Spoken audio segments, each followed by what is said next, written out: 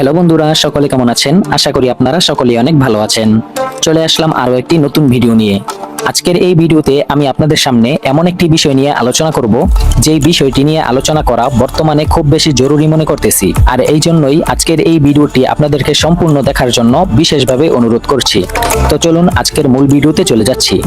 আজকের এই ভিডিওতে যা আলোচনা করব সেটা হলো সিএফ মোটো বনাম বাংলাদেশের অন্যান্য সকল পুরনো ব্র্যান্ড। এগুলোর মধ্যে কে আমাদেরকে যুগের সাথে তাল মিলিয়ে সম্পূর্ণরূপে ভালো জিনিস দিচ্ছে এবং কারা আমাদেরকে ঠকাচ্ছে, এবং আমাদের করণীয় কি, আর এখানে বাংলাদেশের মানুষের কি ভূমিকা রয়েছে, এই সকল খুঁটিনাটি এই ভিডিওতে তুলে ধরব। তাই আশা করছি এই ভিডিওটি দেখার মাধ্যমে আপনাদের চোখ খুলে যাবে। তো চলুন কথা না বাড়িয়ে মূল ভিডিওতে চলে যাই। তবে শুরুতেই আমি আপনাদের কাছে আবেদন করব, আপনি যদি এই চ্যানেলে নতুন হয়ে থাকেন তাহলে অবশ্যই এই চ্যানেলটিকে সাবস্ক্রাইব করে পাশে থাকবেন। কারণ হচ্ছে এই ভিডিওতে বিভিন্ন বাইক সম্পর্কে এবং নতুন নতুন বাইকের আপডেট দেওয়া হয়, তাই এই চ্যানেলটি অবশ্যই সাবস্ক্রাইব করে পাশে থাকবেন। শুরুতেই আমরা কথা বলবো সিএফ মোটো আসলে কারা। সিএফ মোটো এটা হলো চীনের একটি শক্তিশালী মোটরসাইকেল নির্মাতা কোম্পানি। 1989 সালে যাত্রা শুরু করে এবং বিশ্বজুড়ে এটা ব্যাপক আলোড়ন সৃষ্টি করে। এটা কিন্তু কেটিএম এর সাথে পার্টনারশিপও রয়েছে। তাদের বাইকের ডিজাইন, ফিচার আর ইঞ্জিন টেকনোলজি হলো বিশ্বমানের। বাংলাদেশে সাম্প্রতিক সময়ে এগুলো লঞ্চ করা হয়েছে। এগুলোর সাথে এনেছে আধুনিক লুক, শক্তিশালী ইঞ্জিন আর এমন দাম যা অনেক সময় অন্যান্য ব্র্যান্ডকে বিব্রত করে। দ্বিতীয়তে আমরা কথা বলবো অন্য ব্র্যান্ডগুলোর অবস্থা কি। বাংলাদেশের বাজারে আগে থেকেই দাপট দেখাচ্ছে Yamaha, Honda, Suzuki, hero, Bajaj, TVS সহ আরো অন্যান্য ব্র্যান্ড। এই ব্র্যান্ডগুলোর অনেক বাইক আন্তর্জাতিক বাজারে সস্তা, অথচ বাংলাদেশের মধ্যে ভারত থেকে মাত্র বাংলাদেশ এক বর্ডার পার হয়ে আসতেই সেগুলোর দাম হয়ে যায় আকাশ ছোঁয়া। তার কারণ কি? কারণ হচ্ছে শুল্কের অজুহাত, সিন্ডিকেট আর সবচেয়ে বড় জিনিস হলো দালালি। তুলনামূলক আপনাদের সামনে কয়েকটি বাইকের দাম তুলে ধরবো আন্তর্জাতিক বাজারে এবং বাংলাদেশের বাজারে। ইয়ামাহা R15 ভার্সন 4, এটার আন্তর্জাতিক দাম ইন্ডিয়ার টাকায় 1,80,000 রুপি, অথচ এক বর্ডার পার হয়ে সেই বাংলাদেশে সেটার দাম হয়ে যায় 6 লক্ষ প্লাস।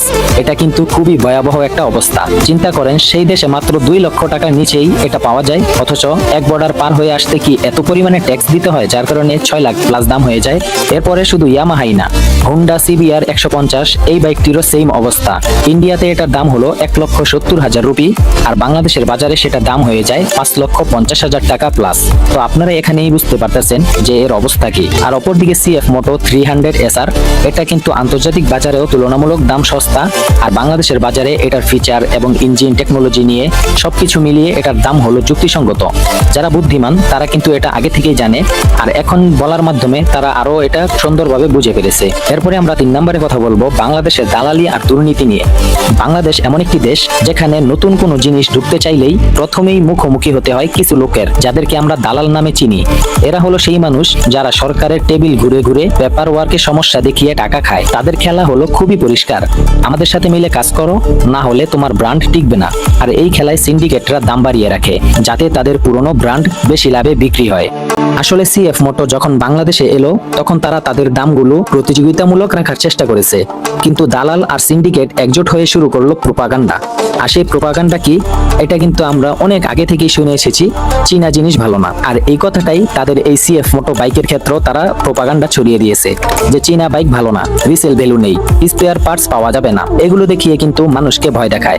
বাস্তবে দেখা গেল স্পেয়ার পার্টস তারা আনতে চায়, কিন্তু আনার চেষ্টা করলে কাস্টমসে সেগুলোকে আটকিয়ে রাখা হয়, যাতে করে তারা বাজারে বেশি খরচে ছাড়তে বাধ্য হয়। যারা বুদ্ধিমান মানুষ তারা কিন্তু বাংলাদেশের এই প্রোপাগান্ডা আর বাংলাদেশের এই সিন্ডিকেট সম্পর্কে অবগত।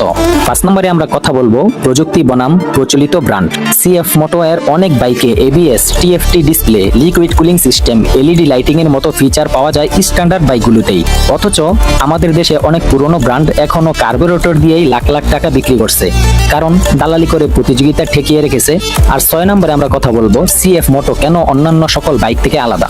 এর 4টা বিশেষ কারণ রয়েছে। সেগুলো হলো, দাম অনুযায়ী এটাতে বেশি ফিচার্স রয়েছে যা কিন্তু অন্যান্য আপনারা কোনো ব্র্যান্ডেই পাবেন না। দ্বিতীয়তে রয়েছে শক্তিশালী ইঞ্জিন এবং আধুনিক ডিজাইন, এছাড়াও আন্তর্জাতিক পার্টনারশিপ রয়েছে এরা অনেক জায়গায়। আর শেষমেশ হলো প্রযুক্তি সাপোর্টেড রাইডিং এক্সপিরিয়েন্স, কারণ হচ্ছে বর্তমান যুগটাই হলো প্রযুক্তির যুগ। এই যুগে আপনি প্রযুক্তি যত এগিয়ে যাবেন ঠিক আপনিও তত এগিয়ে যেতে পারবেন। আর এটার উদাহরণ কিন্তু আমাদের চোখের সামনেই স্পষ্ট। আপনারা যদি বাংলাদেশে বসে বসে চীনের দিকে আঙ্গুল তোলেন তাহলে অবশ্যই চীনের কি ক্ষমতা রয়েছে সেগুলো আগে তুলনা করতে হবে। চীনা প্রযুক্তি কিন্তু বাংলাদেশের প্রযুক্তি থেকে অনেক বেশি এগিয়ে। আজ পর্যন্ত বাংলাদেশে বাংলাদেশে কোন বাইকটা ভালোভাবে তৈরি করতে পেরেছে এবং বাংলাদেশের কোন প্রযুক্তিটা বিদেশেও কাজে লেগেছে কেউ বলতে পারবে না। তো এখানে আমরা চীনা প্রযুক্তি নিয়ে প্রশ্ন তোলার মতো এতটা যোগ্যতা বলে মনে করি না। 7 নম্বরে আমরা কথা বলবো এই সমস্ত কারণের সমাধান কি। আমাদের প্রথম কাজ হলো দালালি আর দুর্নীতির বিরুদ্ধে আওয়াজ তোলা।